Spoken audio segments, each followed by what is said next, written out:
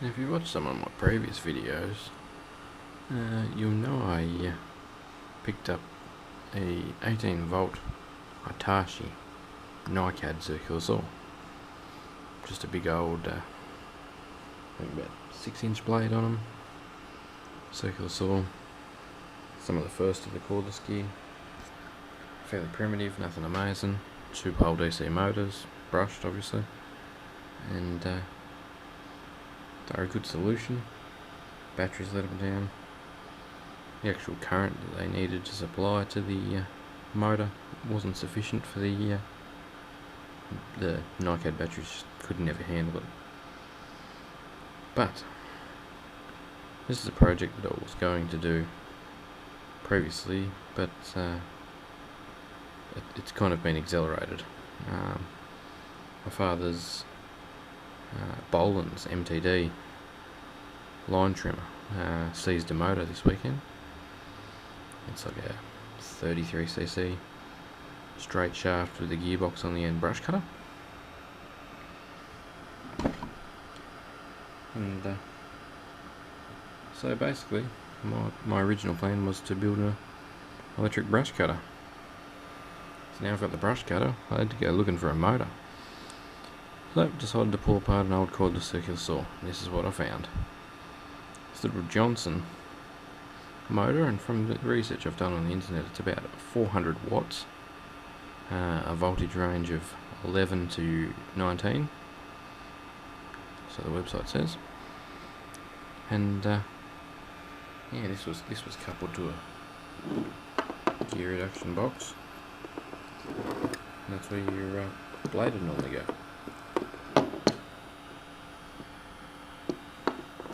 So what I'm going to do is I'm going to use the existing mounts. There's a mounting plate that holds the motor, and probably get rid of this bearing and either make a spline that slides up over that to make a coupler between the straight solid shaft, just a straight shaft down the barrel of the new brush cutter, either make a coupler that slides along it, or one that I can grind a flat spot in this and a grub screw in it. But yeah, this is going to be its motor.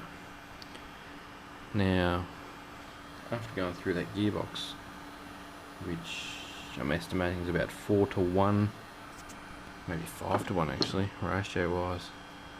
So gear, it's a bit dark. Can't really see the gear in there. Anyway, it's about the size of a 50-cent piece. Rubs on there, so it's probably 6 or so to 1. And it did 3400 RPM at the blade, so this should be capable of about 7 to 10,000 any time, and probably a little bit constantly. Now I've got it hooked up to my lab power supply. I got the current turned all the way down, so it's not getting fed any current.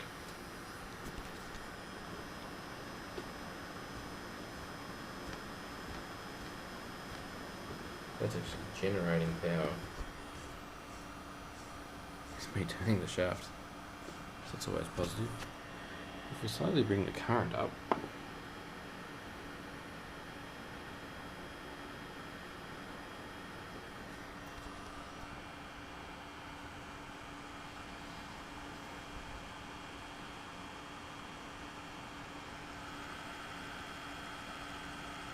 at just 0.5 of a volt and 1.2 amps, this beautiful little DC motor will start spinning.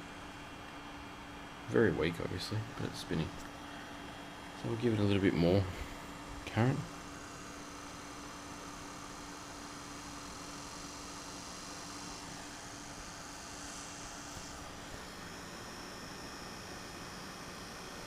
So it's got 1.5 amps.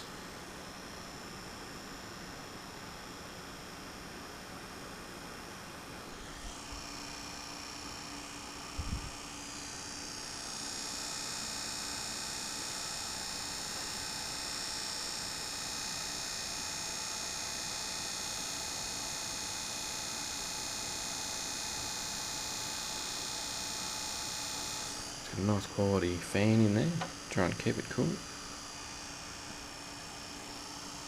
Go a little bit more current.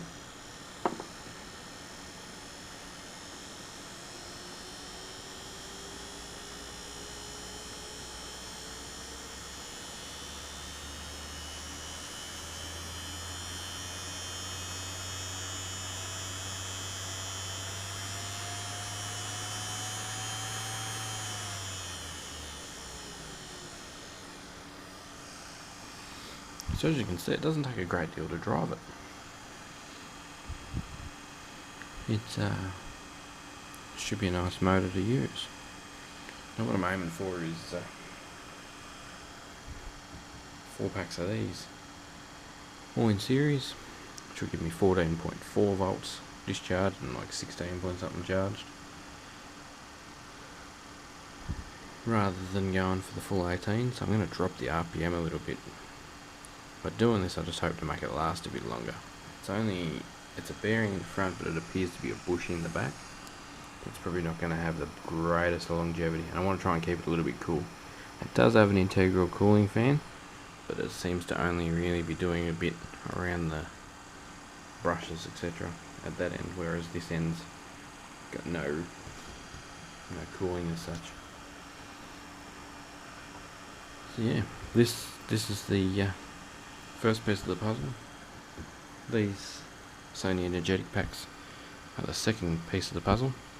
I've got one over there on the discharge.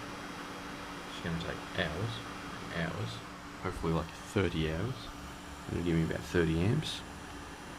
I've got one on the charger over here that I've been using for other things. Pushing 5 amps. You can push 6 amp hours into it. It's charging away. I have this one here. It's got 31.894 amps in that one. Last time I tested it.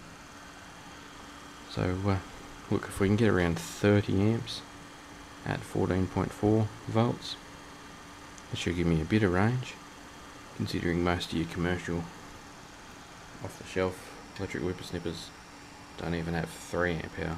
Some of them got 1.3 amp hour batteries at 18 volts, which is just pathetic.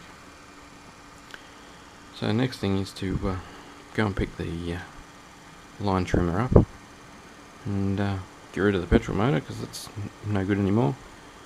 Mount this one and work out how I'm going to configure a battery pack. I'm thinking the battery pack's going to be on a shoulder strap, and you're going to physically carry the battery pack on you with a short cord and a quick disconnect to the motor. And in true reuse fashion, I'm even going to reuse the switch. Nice 12 amp switch at 12 volts.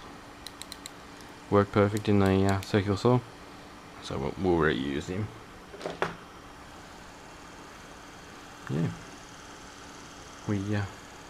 we should have a solution to our electric whip snipper project. If it doesn't have enough power with the just connected to the straight shaft, we can always gear it down and see what happens at 3000 RPM. As the saw was originally intended to be used. So I'm not going to damage any of the gear set or the mounting points on either of them, just in case we need it. I do have another circular saw, but I'd rather use that one now that I've pulled this one apart. So yeah, that's where we're at. Thanks for watching.